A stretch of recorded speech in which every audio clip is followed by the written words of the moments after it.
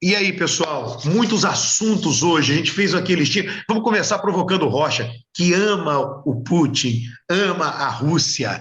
A Rússia tá mal, Rocha. Tá muito mal. É o seguinte, todo mundo saindo fora, entendeu? Nesse final de semana, tem duas pessoas que não vão dormir. Um é o Bolsonaro.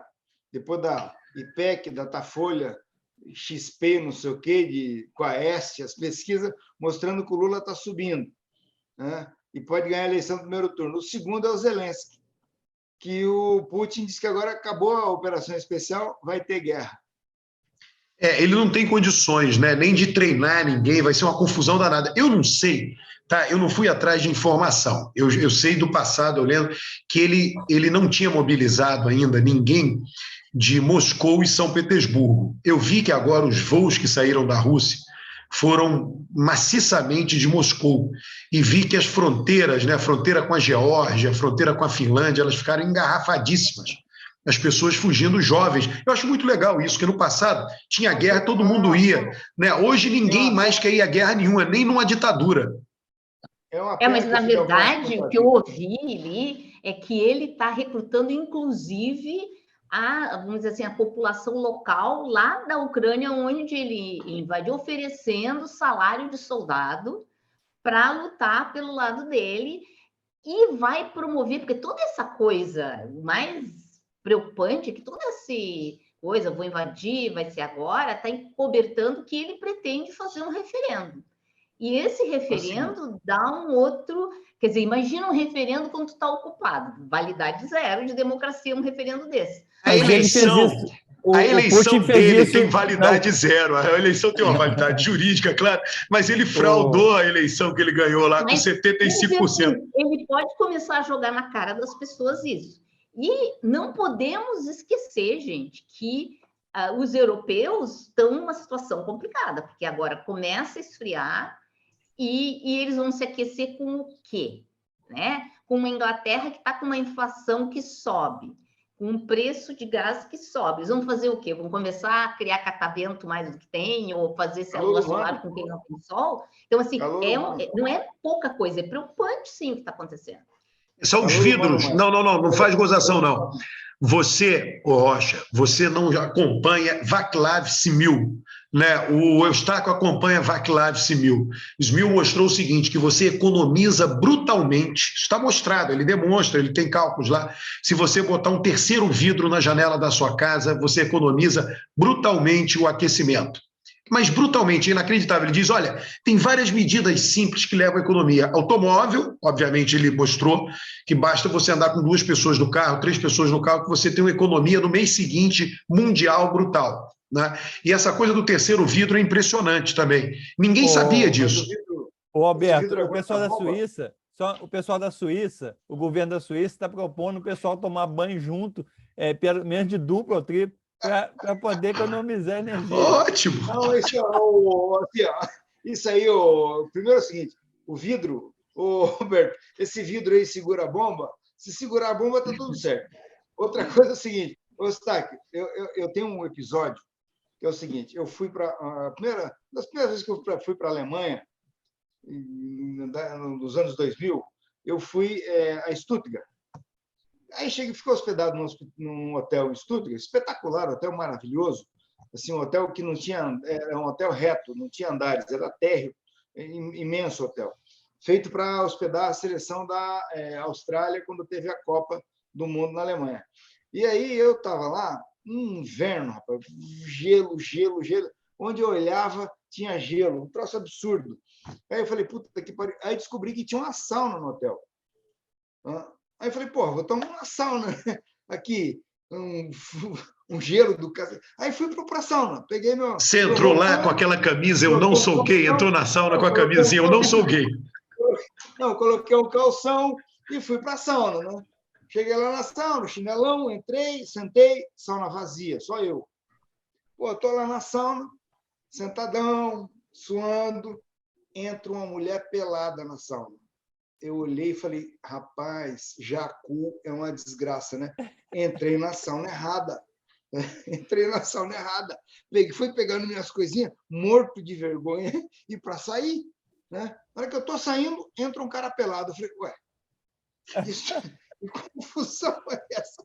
Assim, lá todo mundo fica na sauna pelado, não tem esse troço. É um absurdo. Depois eu fui lá para os Alpes, assim, lá em Colônia, eu passei num teleférico por cima de um clube, olhei para baixo, todo mundo pelado no clube. Staco, você não se preocupe que eles vão ficar 15, 20, 30 dormindo junto, que não tem problema. Para eles é normal isso. Mas ainda Aqui assim, no Brasil, eles se fizer isso, dependem desse tipo de energia para eletricidade, para produção industrial. Não é assim, não é parecido com a nossa matriz energética, que depende muito mais de energia hidroelétrica. Então, assim, é preocupante. Eu imagino que eles estejam pensando estratégias, né? Ou estão pensando que o Putin não está sério com a ideia de que ele vai cortar a energia elétrica, mas que é um momento de tensão, eu tenho certeza que porque gera. Se é para a população, vocês têm que colocar um terceiro vidro na janela, isso é custo para as pessoas. Então, vamos dizer, ninguém vai ficar muito feliz e vai ter tensões nos seus governos, sim, por causa disso. Então, temos que ficar de olho, embora a gente não seja protagonista nessa história, a gente só está de quem olha, mas é preocupante. Agora, o Putin ameaçar jogar bomba atômica... É ridículo, ridículo. É demais. Assim, olha, eu quero dizer para você o seguinte, nós ficamos brincando aqui, mas esses dias atrás eu conversei com uma pessoa importante da Siemens, tá? E ele me disse o seguinte, que a Siemens fechou 4 plantas industriais na Alemanha. 4 não, 3. 3 plantas industriais na Alemanha, por causa do problema da crise energética provocada pela guerra, por esse conflito com a Rússia. 3 plantas na Alemanha, a Siemens fechou. Então, assim, ele estava me explicando que eles estão tendo que fazer uma coisa lá que é um absurdo, porque os contratos entre o público e o privado, entre o privado e o privado na Europa toda, não tem cláusula de correção monetária. Eu sou advogado, estou muito acostumado aqui. Você faz qualquer contrato no Brasil, tem uma cláusula de correção monetária, certo? Ninguém aqui faz contrato sem ter uma cláusula de correção monetária. Lá, na Europa, não existe cláusula de correção monetária. E ele estava me explicando que eles estão tendo agora que rever todos os contratos para introduzir cláusulas de correção monetária nos contratos. Porque esse conflito da Rússia com a Ucrânia está provocando isso. Então, é o seguinte, eu estou olhando para esse negócio... Alberto, o Rocha vai ganhar muito dinheiro na Europa. Eu pensei nisso. Ele pode ser consultor de contratos agora.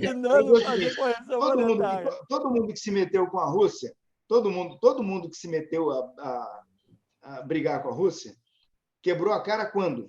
No inverno, tá certo? Então é o seguinte, o Putin, há um mês, ele recua as tropas dele, reduz a atividade militar lá onde teve de ocupação, inclusive permitiu que a Ucrânia ocupasse algumas regiões que ele já tinha ocupado, e ele estacionou as tropas dele, né? E o que ele fez agora? Ele está fazendo uma convocação. Se o Fidel Castro tivesse vivo, certo? Ligaria para o Putin e dizia, ô Putin, faz o seguinte, vai no presídio, faz um acordo com os caras que estão presos, paga um salário, indeniza a família, e você vai ter um exército pronto para guerrear por você. O Fidel certamente daria esse conselho para ele. Mas ele está convocando lá. Então é o seguinte, a impressão que eu tenho, agora falando bem sério, é o seguinte, ele esperou o inverno chegar e ele vai judiar da Europa agora. Ele vai bater na Europa agora. Eu não entendo, Rocha, você é um sujeito racional, um advogado famoso, renomado, de sucesso, defender o Putin. Rapaz, é inacreditável. Inacreditável. Essa semana a pessoa me procurou, por que você está defendendo o Lula? Eu falei, não estou defendendo o Lula, estou falando da inocência. É uma regra de princípio que está na Constituição, né? Essa situação da Ucrânia é o seguinte... É uma regra, Eustáquio, é uma regra. Se um país vizinho estiver fazendo coisa que você discorda, você invade. Você não pode se apaixonar, você tem que olhar a coisa desapaixonadamente. O que está acontecendo é o seguinte, analisando essa cena. O Putin recuou. Todo mundo está vendo que ele parou, né? E cedeu, inclusive, algumas áreas para a Ucrânia. O que ele está fazendo? Ele está dando um respiro, está dando uma folga. O inverno vai chegar, e o inverno não é brincadeira, não é uma brincadeira o inverno daquele lado da Europa. Tá? Ele está fazendo essa convocação, ele convocou 300 mil. Se ele reunir 200, 150, já está bom. Né? E ele vai fazer uma ofensiva agora, não é mais uma operação especial, ele vai fazer uma guerra contra a Ucrânia. E ele está dizendo o seguinte, eu vou fazer uma guerra contra a Ucrânia. Se alguém se meter, eu vou responder duramente. Então, não se metam, que eu vou resolver o meu problema com a Ucrânia agora. E vai diminuir o gás da Europa, vai diminuir o patético é o Zelensky fazer um discurso na ONU dizendo que o mundo tem que taxar, tem que como é que fala? Não é taxar, limitar o preço do gás e do petróleo da Rússia. Assim, nós estamos vivendo um mundo esquizofrênico. Certo? A Ucrânia não é nada no planeta. Vamos combinar. Né? E aí fica esse negócio. É o seguinte, estão brincando com coisa séria. Certo? O Putin assim, ele tem problema como diz o sambista aí do Rio de Janeiro, ele tem problema na cabeça e no pé, né? E os caras estão brincando com isso, sabe?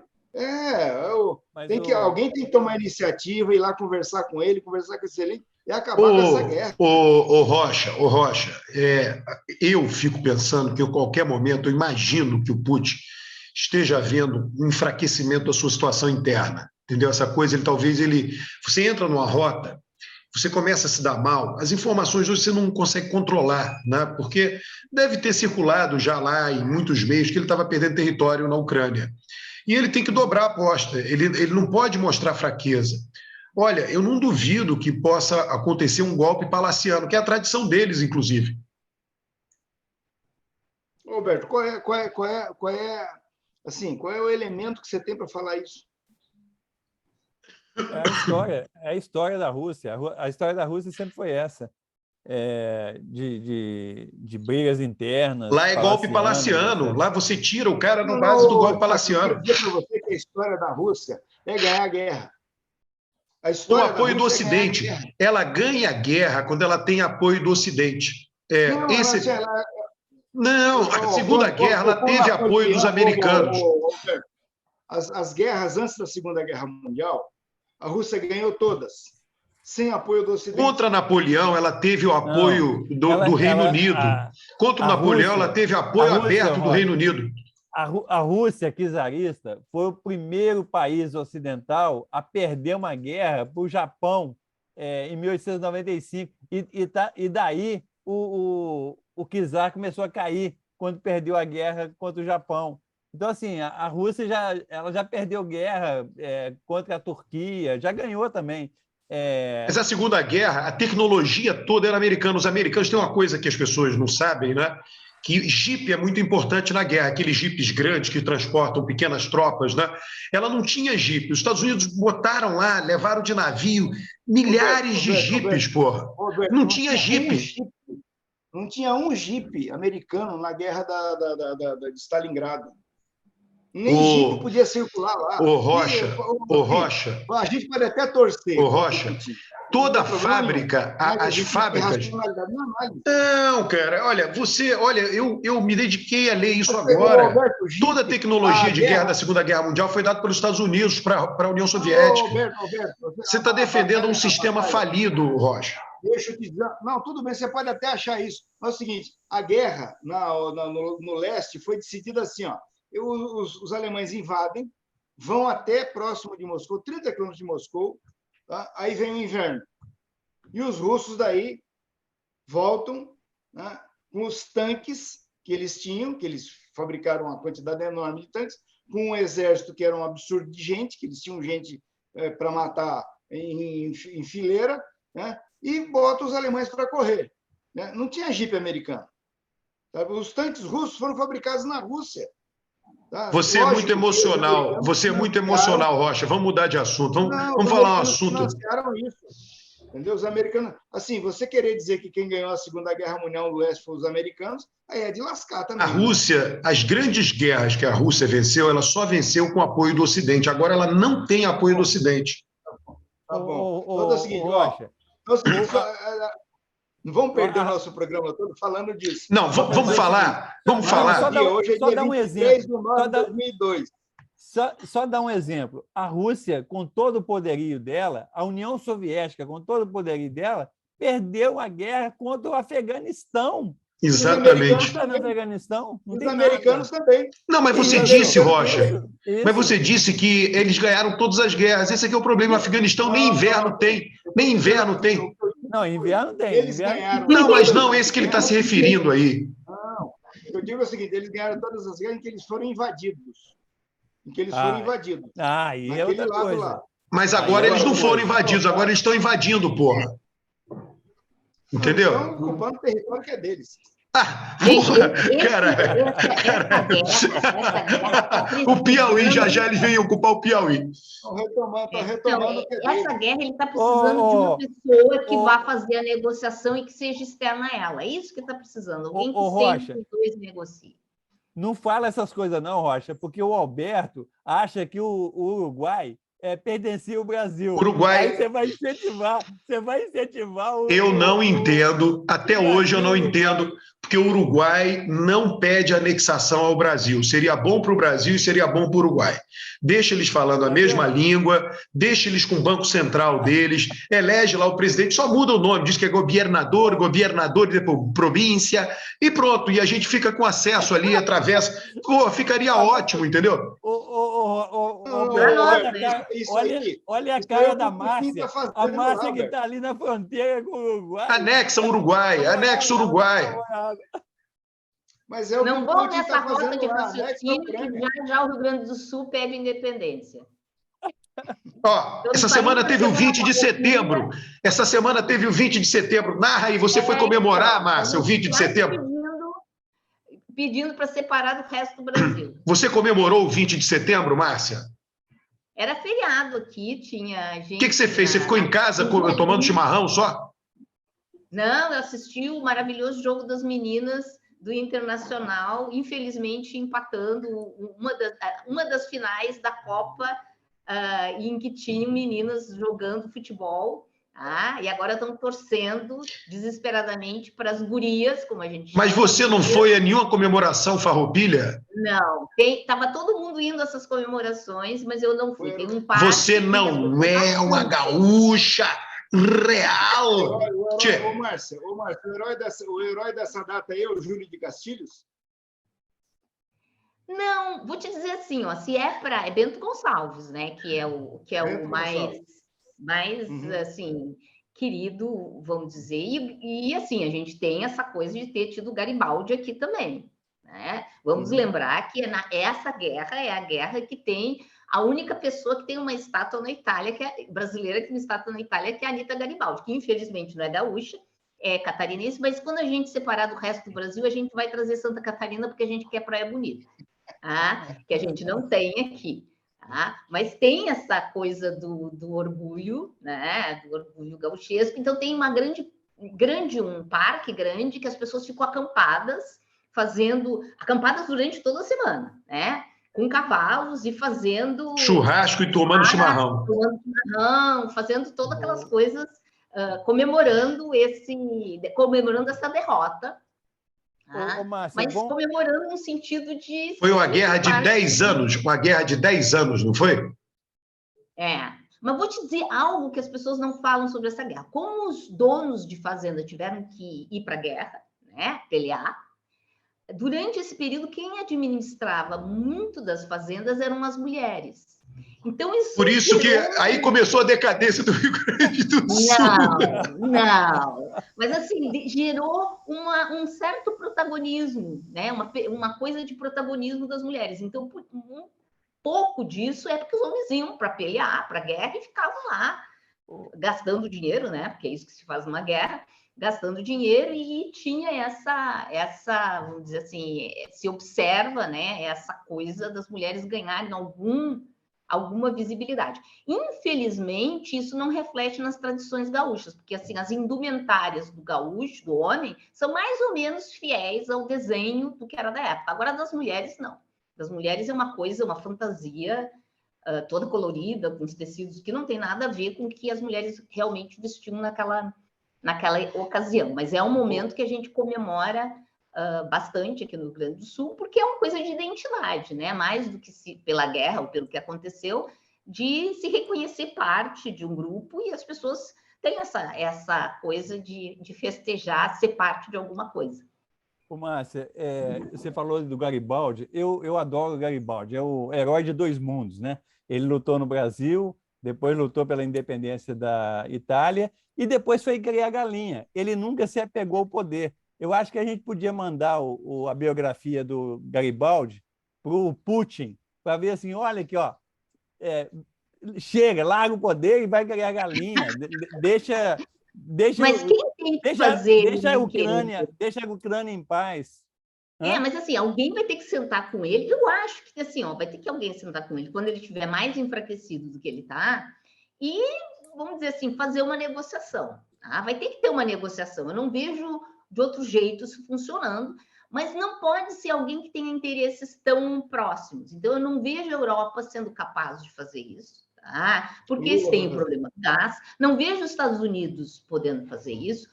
Quem teria os instrumentos para fazer isso, mas não está fazendo, eu não sei por quê, é a China. Né? Uruguai. Mas a China tem uma posição privilegiada e podia estar fazendo essa negociação. Então, o Putin encontrou com o Xi Jinping agora, né? Recentemente. Levou um puxão de orelha. Levou um puxão de orelha, porque a China falou assim, chega, resolve essa guerra aí. Não dá mais para... Tá todo mundo saindo prejudicado, porque a China sai prejudicada também. A China faz parte do comércio internacional, faz parte do sistema. Qualquer coisa que afete negativamente o sistema não interessa para a China. Né? É basicamente isso. O Lula vai se eleger, olha aqui, vai lá, uma semana depois ele vai meter o pé na porta do Putin e vai, vamos acabar com essa folia aqui, vamos negociar, vamos resolver isso. Se nós tivéssemos aqui... Se o Lula fizer isso, ele ganha o Nobel da Paz, hein?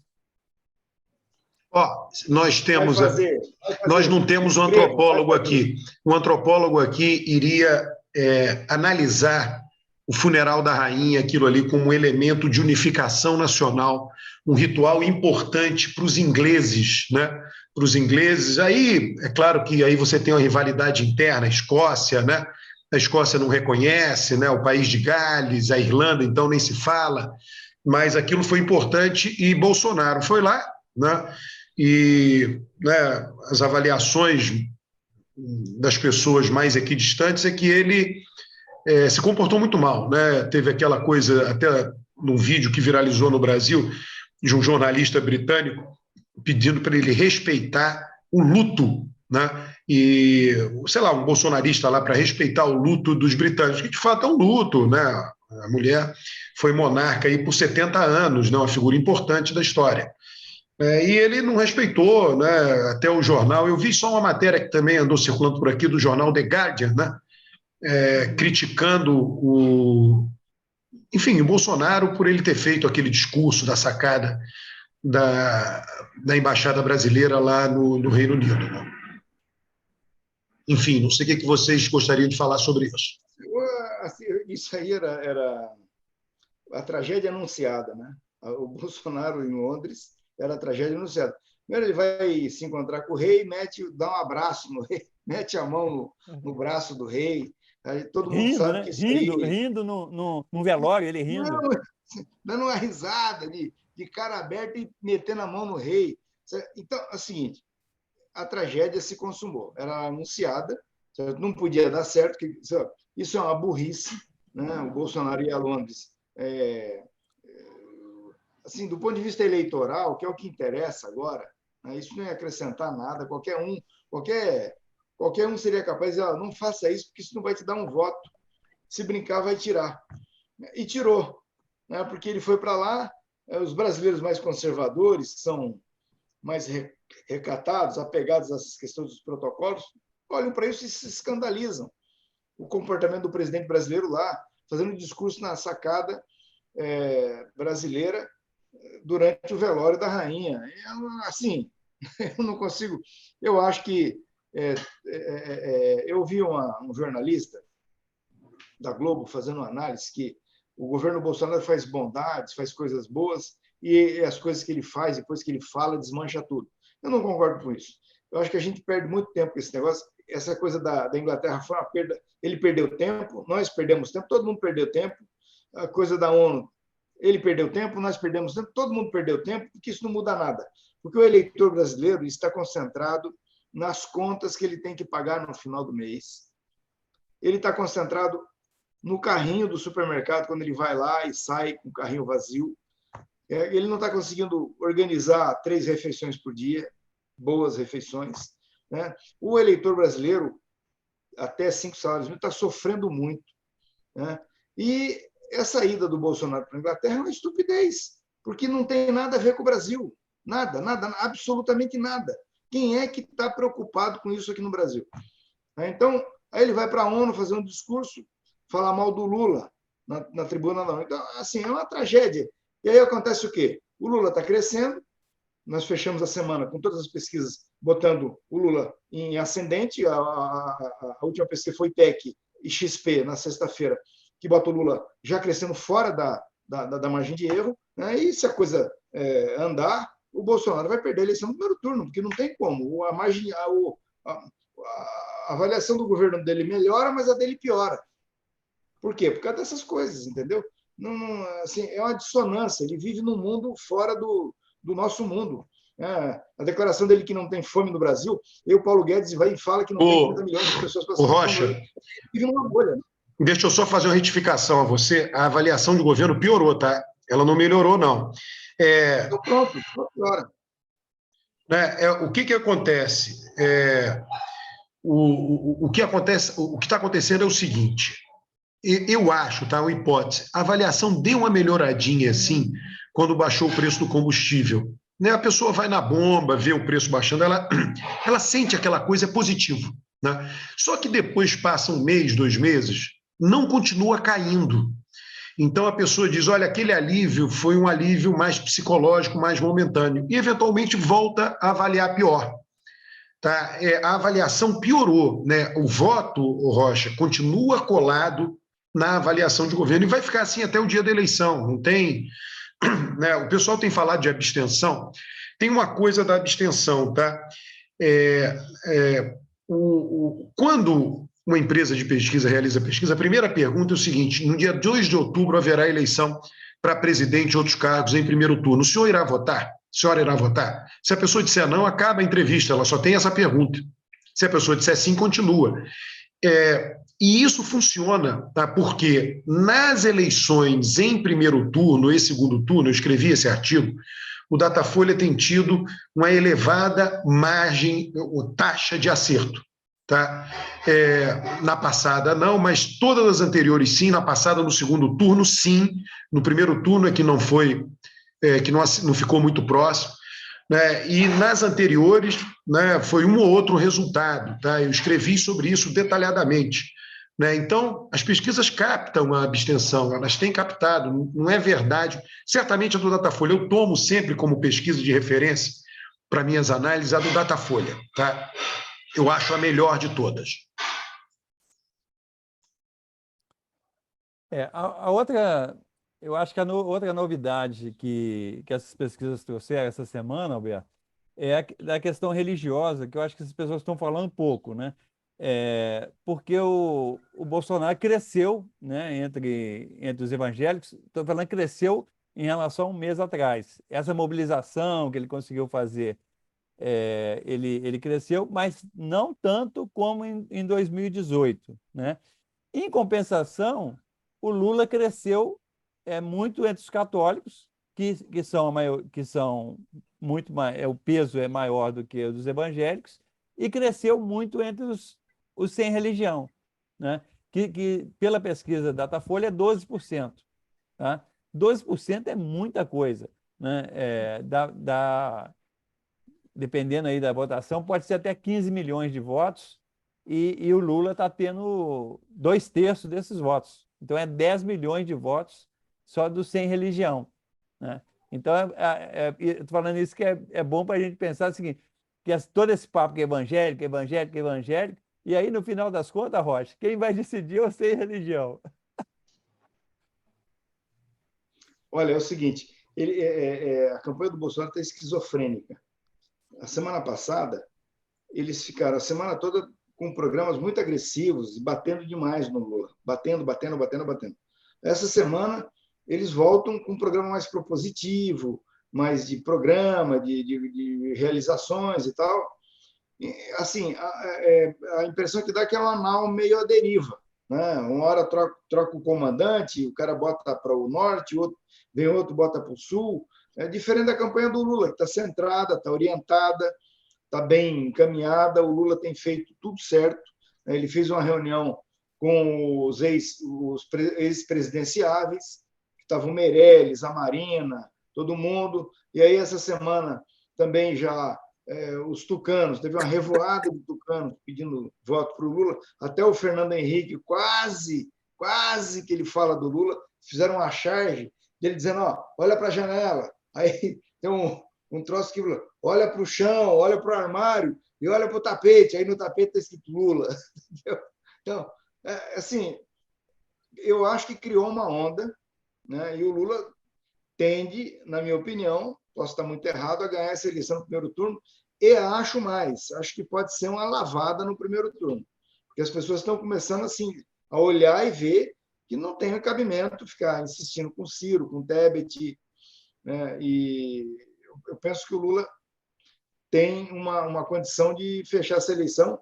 Assim, se eu fosse otimista, eu diria que 60-40, né? Para não ter nenhuma dúvida quanto ao resultado da eleição. Ô, Alberto, está vendo o gráfico aí? Tá sem som, tá sem som. Tá sem o som, Alberto. Estou vendo aqui, estou vendo. Gostei de você tomar a liberdade de compartilhar a tela. Isso mostra que eu deixo as pessoas muito à vontade. Então, olha só, isso aqui não é voto válido, não, é a intenção de voto. O Bolsonaro tem 50% entre os evangélicos, e os evangélicos, pela Datafolha, é 27% do peso amostral. Entre os católicos, 53%, e o Bolsonaro, 28%. Tá? E entre os sem religião, o Lula, 54%, e o Bolsonaro, 22%. Uma diferença aqui, mais de 2/3 dos votos sem religião. E aí, isso aqui, esse gráfico, está dando para ver aí? Que eu não estou vendo na minha tela. Aqui são os votos válidos, e aí como é que distribui, tá vendo? Lula com 50%, Bolsonaro com 35,5% e os outros candidatos. E aí como é que distribui? O 31% dos votos do Lula são de católicos e 16% dos votos do Bolsonaro. Já entre os evangélicos... O Eustáquio, em geral, a gente diz assim, 31 pontos percentuais dos 50, não é isso? Não é 31% de 50, é 31 pontos... Tá certo, tá certo. Não é? 14,4 pontos dos evangélicos com Bolsonaro e o Lula tem menos, tá vendo? 9,2. Agora, do sem religião, 7,1 vão para o Lula e 2,9 para o Bolsonaro. E aqui as outras religiões, né, que o Datafolha não publicou a questão das religiões de matriz africanas, né? As religiões de matriz africanas, elas têm o mesmo comportamento, mais ou menos, do sem religião com Lula, que é mais ou menos 60-20, 60 para o Lula, 20 para o Bolsonaro. Só que a matriz, na pesquisa Datafolha, é 1% só do peso. E os sem religião são 12%. Então, essa questão religiosa está dando uma virada aí em relação ao que era antes. Ou seja, o Bolsonaro, a pretexto de ganhar a eleição com o tema da religião, com os evangélicos... Exatamente, ele julgou o resto os católicos, os ateus estão votando contra ele. Exatamente. Tem muito ateu no Rio Grande do Sul, Márcio? Oi? Tem muito ateu no Rio Grande do Sul? Olha, eu acho que é mais ou menos igual ao Brasil, não vejo nenhuma diferenciação, assim. Aonde tem muito ateu, Márcia, é no Uruguai. A maior parte da população... Então é melhor não anexar. Já mudei de ideia. Mas assim, ó, o que sim na eleição aqui tá muito apertado, né? Tá um pouquinho, Lula um pouquinho à frente, mas dentro da margem de erro. O que sim está acontecendo aqui é que está crescendo, o Edgar Preto está crescendo a um ponto que uma das pesquisas vai ter que ser refeita, porque não tinha colocado ele como opção para o segundo turno, e agora, como ele cresceu, sentiu que vai ter que colocar também ele como uma opção. Então, não acho que ele... Quer dizer, não dá para saber se vai chegar para o segundo turno, porque ainda tem alguns dias para acontecer esse crescimento, mas a eleição... E no Senado, aqui, para mim, para meu horror, no Senado aqui também está apertado entre o Mourão e o Olívio Dutra. Muito apertado. Agora muito... é o seguinte, olha, deixa eu só fazer um registro. Eu estou em Curitiba desde 1979. Eu sou curitibano e depois eu tive que ir para o interior e voltei para Curitiba em 79. Desde que eu voltei a Curitiba, eu quero dizer a vocês que eu tenho a impressão que essa manifestação, que esse comício do Lula em Curitiba, no sábado retrasado, foi o maior comício da história de Curitiba, recente, com democracia, né? Foi o maior. Eu estava presente no comício das diretas já, eu era estudante. Esse comício, ele começa na Boca Maldita e vai pela Rua 15 e ultrapassa a Marechal Deodoro, né? Então, foi um negócio assim impressionante a quantidade de gente que tinha no comício do Lula em Curitiba. Então, quando Curitiba faz isso, eu tendo a acreditar que tem alguma coisa se movendo, alguma placa tectônica se movendo, né? Eu acho que o Lula passou o Bolsonaro no Sul, na última pesquisa, ele já cruzou, né? Eu acho que ele deve ganhar a eleição, o Lula vai ganhar a eleição no Paraná, vai abrir bem uma diferença no Rio Grande do Sul e vai perder com a diferença pequena em Santa Catarina. Então, o Bolsonaro conseguiu reagir no Sudeste, mas, enfim, eu acho que criou-se uma onda, né, que essas adesões todas que estão tendo com o Lula na reta final, o Lula precisa de um ponto aí para ganhar essa eleição no primeiro turno. Eu acho que está dado isso. A impressão que eu tenho é essa. Olha aqui, deixa eu fazer para vocês essa proposta no ar. Vocês não querem fazer ao vivo no dia da eleição, 9 horas da manhã? É ruim para vocês? 9 da manhã? Podemos fazer. 9 da manhã do domingo da eleição, de 9 às 10. Aí vai votar às 10 horas. O que vocês acham? Eu tenho até melhorar a proposta. Fazemos de manhã e, se todo mundo tiver disponibilidade, a gente faz às 19 quando anunciar o resultado da eleição. Boa! Querem fazer isso? Podemos. Né? Lógico, eu vou estar um pouco alterado, porque, evidentemente, eu vou olha, tomar um charuto, vou tomar um rum, né? Tomar um vinho, não sei. Podemos fazer o seguinte, podemos fazer ao vivo uma Rata Desconnection no domingo da eleição, às 9 da manhã, ou seja, daqui a uma semana, e depois que sair o resultado, inclusive de deputados. O que você acha? Assim que sair o resultado, né, a gente não define a hora, a gente espera sair as bancadas, porque vai ser interessante a discussão sobre bancada. Quem foi eleito, quem não foi, eu acho que é legal isso também. E combinado, o Eustáquio está pouco empolgado. Não, eu acho legal, porque a gente, dia de eleição assim, a gente já fica por conta mesmo de eleição, né? Ninguém consegue fazer mais nada. E aí é legal a gente entrar e discutir ao vivo. Legal. E a gente discute o resultado da Bahia e do Ceará. Né? O Ceará eu acho que está, né, bem claro quem vai ganhar. E do Rio Grande do Sul. Mas o Rio Grande do Sul é um estado que quis se separar do Brasil, ele até hoje se acha meio separado, a gente está tentando incorporar, ela está aqui no nosso programa, até hoje ele acha... se acha separado. Eu não sabia que as mulheres tinham tocado as fazendas do Rio Grande do Sul, agora eu entendo o problema que veio em seguida, né? Então, o Rio Grande do Sul é um estado que merece toda a atenção nossa, a gente tem que trazê-lo de volta para o Brasil. Roberto, gente, é o seguinte, eu quero pensam que podem aguentar o Mourão senador?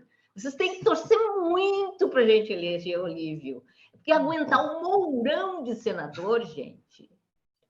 É o seguinte... Vocês têm o Reisen, pior do que o Reisen, ele não vai ser.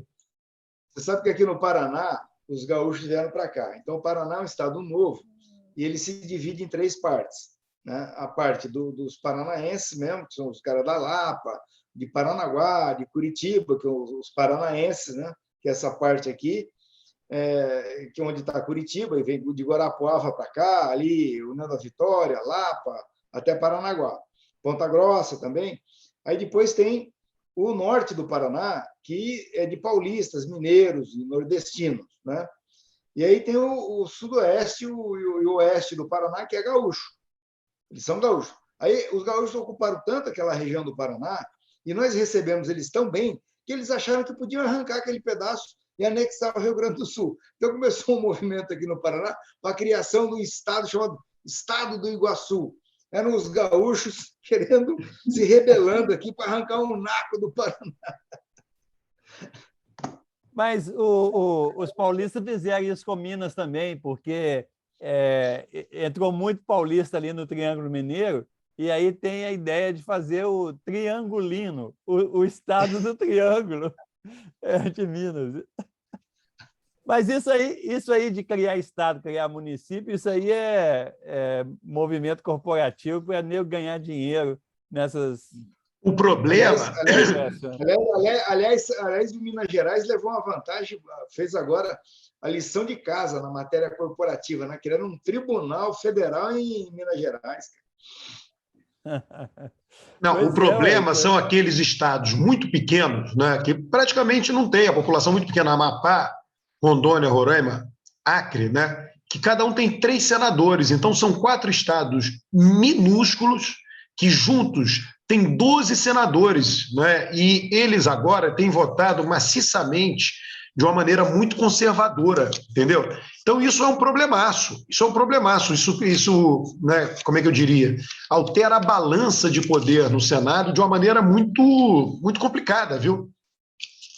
E na própria Câmara, porque eles têm um número mínimo de deputados, 8. Então se aumenta a representação na Câmara também. Eles teriam um deputado. Eles têm 8. Não, mas 8 deputados na Câmara não é nada. Não, mas é o número mínimo. Não, né? Vários estados no Brasil têm 8. Esse princípio de uma pessoa, um representante, né? Mas aí não pode, o Brasil não pode, São Paulo teria 120 deputados. Ué, na Califórnia é assim, ué. Não, mas lá o voto é distrital, é totalmente diferente. Aqui o voto é proporcional. Buenos Aires é a mesma coisa. Os argentinos diminuíram a representação de Buenos Aires por causa da hipertrofia. São Paulo é hipertrofiado, é muito grande, né? Então você diminuiu. Nesse caso, Eustáquio, como o São Paulo é o 3º orçamento da América Latina, se você der para São Paulo a representação, um voto, uma cadeira, como você está falando aí, vai acontecer, São Paulo vai ter 120 deputados, então tem o poder econômico e vai ter o poder político. Então, aí como é que segura? Mas aí o pessoal segura no Senado. Aí. O Senado... Não segura, porque é o seguinte, os principais ministros são de São Paulo, ministros da economia são fortemente alinhados com os interesses de São Paulo, então você tem tudo, né? São Paulo tem praticamente tudo, você dificilmente seguraria no Senado, viu? Aliás, Roberto, você que acompanha uma das brigas do PT, dentro do PT, uma das brigas é não deixar ter presidente do PT de São Paulo. Porque desequilibra muito. Quando você tem um presidente do PT de São Paulo, você tem um desequilíbrio dentro do partido. O Rocha, Rocha, deixa eu te falar, vocês aqui não estão em São Paulo, né? A campanha do Haddad em São Paulo, eu acho uma campanha estranha, tá? Por quê? Eu entendo, é compreensível, mas eu acho que ele não consegue, porque ele nega o que é orgulho de quem é de São Paulo. Eu estou muito à vontade de falar que eu moro aqui há 17 anos, sou do Rio, né? Mas, por exemplo, São Paulo tem um programa habitacional muito conhecido, que tem em todos os municípios de São Paulo, CDHU. Aí ele vai para a televisão e diz que vai implantar o Minha Casa Minha Vida em São Paulo. Eu entendo ser uma marca do PT, mas ele está dizendo para os paulistas, olha, eu não me orgulho do que é de São Paulo. São Paulo tem a universidade que é famosérrima, USP, ele vai para a televisão e diz, vamos turbinar as universidades federais de São Paulo.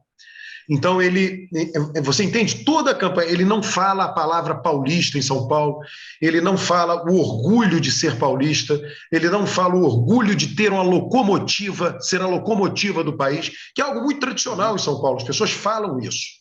Né? Tem essa, digamos assim, tem esse orgulho de ser um estado de pessoas trabalhadoras, que se desenvolveram muito, enriqueceram, tem essa ideia, né, geral de que carrega o país nas costas, né? Ele não se utiliza disso na campanha. Eu acho isso daí uma loucura, né? Ele está indo contra o que os paulistas se orgulham, entendeu?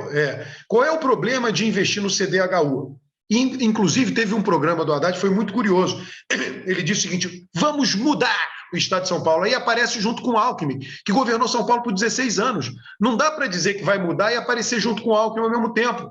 Né? Ele tinha que ter se utilizado do que o Alckmin fez quando governador e ter feito a campanha em cima disso. Ele não fez. Não fez. Ô, Roberto, é isso que eu tenho, dando a dúvida também. Inclusive, eu estou no interior de São Paulo, tá? Eu estou em São José do Rio Preto. Hoje. É muito estranho mesmo, porque assim, toda a ideia de o Alckmin entrar na chapa do Lula é poder abrir o espaço do interior de São Paulo. E isso não está acontecendo. Não está acontecendo. O Haddad está com muita dificuldade no interior de São Paulo. E isso que você está falando só reforça essa dificuldade. Ele está na frente das pesquisas, mas ele não está com a eleição garantida, não. Não, eu calculei em voto válido no primeiro turno, porque isso é bem interessante, tá? Por que voto válido? Porque o voto válido é só voto em candidato. Então, o que a pesquisa dá de não voto, não entra no voto válido. Nas 4 pesquisas, a sequência de 4 pesquisas do Datafolha, o Haddad caiu 10 pontos em voto válido. O que isso diz? Que todo mundo que se decidiu, depois da primeira pesquisa, não se decidiu por ele, se decidiu pelos outros. Tá? Então é complicado, ele não conseguiu trazer o indeciso. E esse indeciso se orgulha de São Paulo. Esse é que é o ponto, né? Todo estado, né? Praticamente todo estado, as pessoas se orgulham do estado, não é só gaúcho que se orgulha do estado, não. Né? E cada um tem um jeito de se orgulhar. Então, São Paulo tem meio esse jeito, né?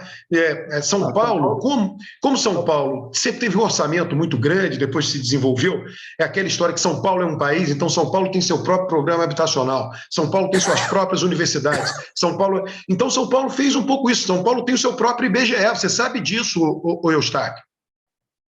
O único estado do Brasil que comemora uma batalha realmente vencedora é Pernambuco, que é a Batalha dos Guararapes.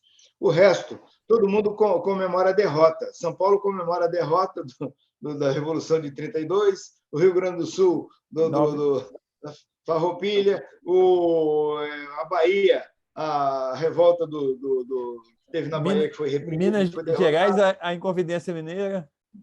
Foi a Confidência Mineira, só derrota. Só Pernambuco é que comemora uma batalha vencedora, né? Que é Guararapes. Não, o Rio de Janeiro não comemora, só comemora o Carnaval. Aliás, o melhor carnaval do mundo, segundo os pernambucanos, é em Olinda. Tudo em Pernambuco é o melhor do mundo, cara. Uma vez eu estava fazendo um passeio lá, e aí eu estava num negócio acadêmico, eu já conhecia tudo aquilo, mas aí pegaram as pessoas, disseram, quem quer ir no ônibus fazer um passeio? Eu disse, sabe uma coisa, eu vou. Né? E aí passou lá perto daquele Marco Zero e tem uns canhões emborcados, assim, enfiados dentro d'água. Aí ele falou, o liberalismo nasceu em Pernambuco, aqui, nesse local, antes de Jean-Jacques Rousseau escrever o contrato social. E depois a pessoa explicou lá como é que foi que nasceu. Eu achei aquilo ali fantástico, viu? Não, mas o carnaval de Olinda é o melhor carnaval do mundo, porque você não paga ingresso. Não sei se algum de vocês já teve, eu já fui várias vezes, você não paga ingresso, você paga o que você consome. Você sai na rua, você está no carnaval, não tem cordão, não tem ala VIP, não tem nada. Você sai na rua, você está no carnaval. E aí, se você quiser montar lá no carnaval o bloco do Eustáquio. Né? Você monta o bloco do Eustáquio, faz um brasão, a bandeira, arruma alguém para tocar lá e sai com o bloco do Eustáquio na rua. Esse é o carnaval dele. É o carnaval mais democrático e extraordinário do planeta. Agora, a outra coisa de Pernambuco é que os judeus que foram expulsos de Pernambuco fundaram Nova York, né? Então você pode dizer também que Nova York nasceu em Graças a Pernambuco. Graças a Pernambuco. Eles falam isso, mas o Lira Neto já desmentiu isso. O Lira Neto escreveu o último livro dele, Tratado dos Desgarrados, um negócio assim, e que ele conta a história das famílias que vieram da Holanda para cá, e aí com a expulsão dos holandeses, parte das famílias que não queriam se tornar cristãos novos e montaram uma mudança, e acho que serão uma ou duas naus em direção a Nova York, e uma afundou, outra chegou lá, metade da tripulação, mas já existia Nova York, né? Então, já existia, eles não fundaram Nova York. Eles não fundaram Nova York, eles foram lá e talvez tenham ajudado a fundar a primeira colônia de judeus. Isso. Mas são os financistas. O Wall Street só existe graças a quem deixou Pernambuco, pô. Se tornaram os grandes financiadores. Saiu daqui tudo quebrado.